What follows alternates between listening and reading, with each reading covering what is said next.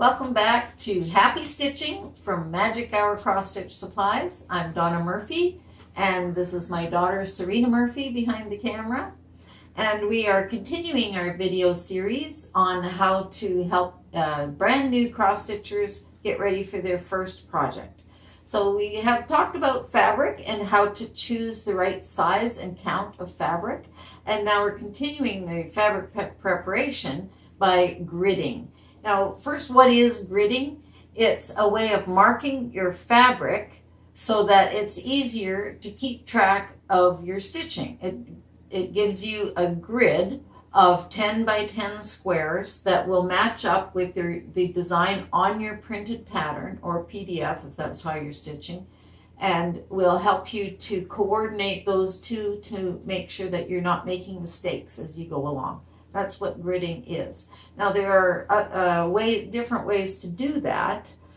Some people swear by the thread method and some people by the pen method. And there are probably other methods as well that I don't know about, but those are the two that most people will use. My sister uses thread. She stitches a 10 by 10 grid on her fabric before she starts her project. And you can't use, or you can, but it's difficult if you use like a regular stitching or sewing thread. The reason for that is as you're stitching in your project, if you pierce that thread and divide it with the needle and you just carry on with your stitches, when it's time to pull that thread out and your project is finished, it's stuck, it's sewn into your project. So it makes it difficult to get those threads out unless you use an indivisible filament thread. So that would be like something like a polyester thread. Like Judy, my sister, uses fishing line, a very fine fishing line, and that works great for her. Some people use a product called Silky Silver, which is basically the same thing. Probably a little finer, might be a little bit easier to work with, but whatever works for you. I like the pen. It's a special kind of erasable fabric pen. This kind, make sure you get the right kind. There's one kind that erases over time. There's another kind that erases when exposed to air for a certain length of time. And there's this kind that are erasable by water. That's the kind you want because your project is going to be underway for some time and the lines will disappear before you're finished your project, unless it's a very small project and you're a very fast stitcher. So those are often used in quilting and things like that. But you look for the water erase pens, and you want to get a good quality pen because some of the lesser quality pens or the knockoffs may not come off as easily as they are supposed to. They are not as water erasable as they say they are, so you have to be careful. And even if you get a really good pen, this one is Fine Line, Mark Be Gone. This is a Dritz product. Dritz has a very good reputation in the sewing community, and there are other brands. Unique has a pen. These are marker types. Unique has a pen type, and both are good. But whatever brand you choose, it's important to try it out first. Don't just, start marking up your fabric. Test a little piece first, especially if it's a new pen that you've never had before. So to do that, you just take your fabric, just put some marks on it. We'll put a big X there.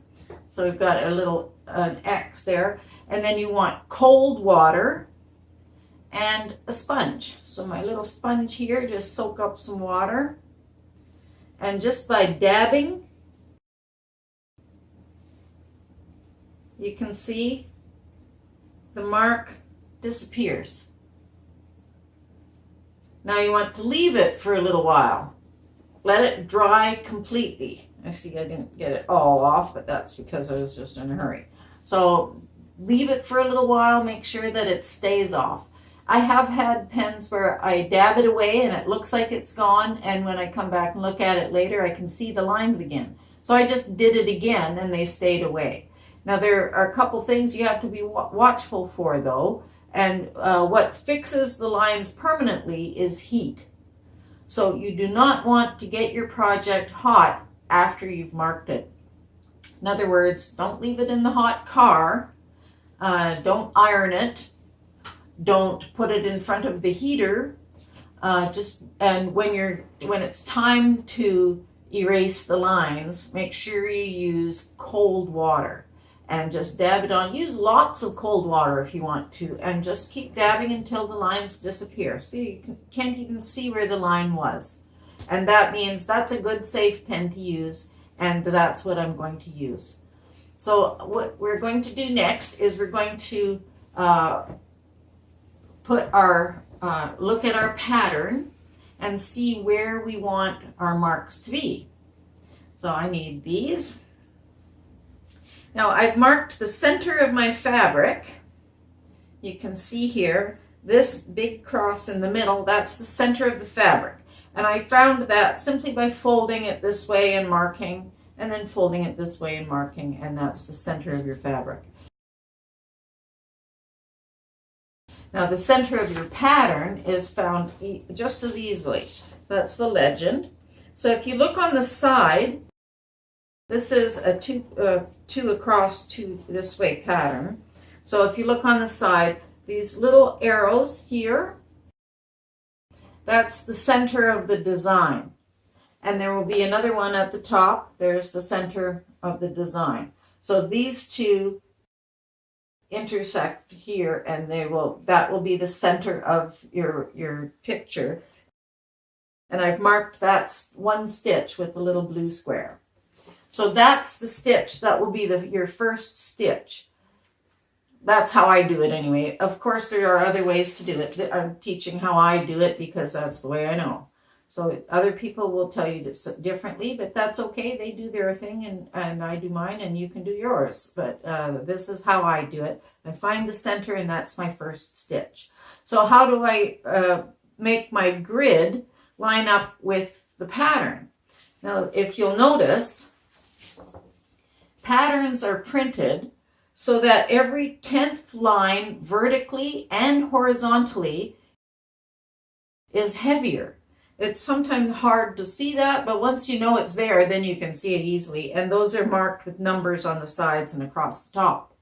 So the heavy lines, the heavy grid lines, those have to correspond with your grid lines on your fabric.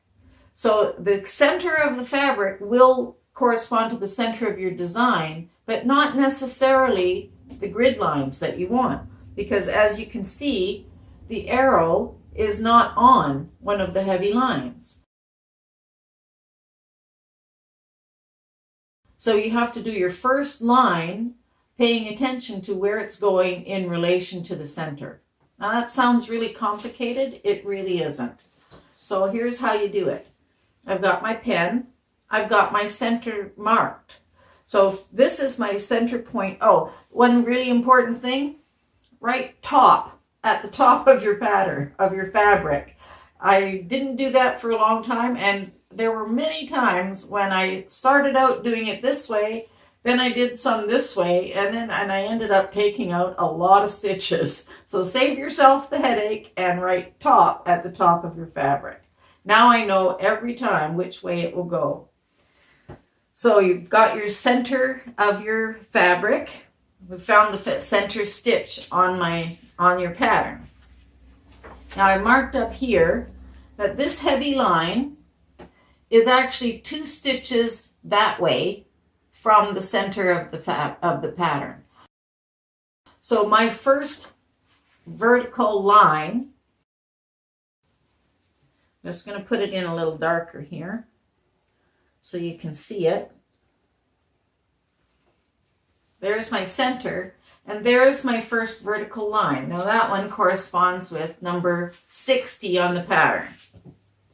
So we've got the first vertical line in there. That's all, as much of it as we need. Now let's do the same for the horizontal. So on the horizontal, you can see that the heavy line is actually 2 stitches above the center. So we're going to find our center, count 2 stitches up, 1, 2, and draw a horizontal line from there. Okay, now we're ready to just start counting.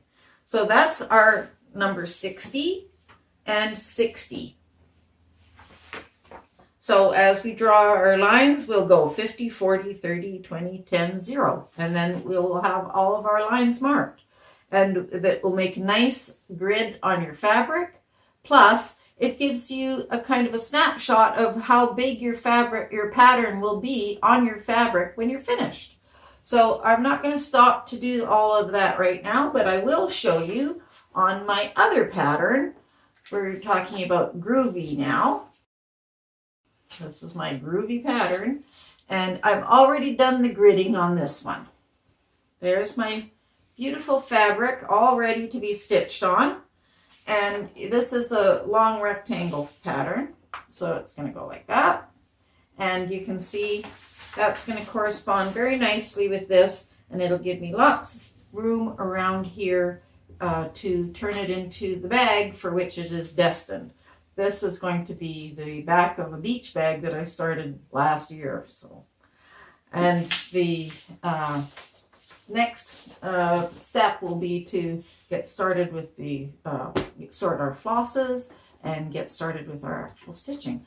So now that you know how to grid your fabric, it's cut the right size, it's gridded, it's all ready to start. So let's turn our attention next to our flosses. And that's going to be the subject of our next video, which is coming up very shortly. So join us for that one, and we'll hope to see you there. Happy stitching from Magic Hour Cross Stitch Supplies. Thanks for joining us.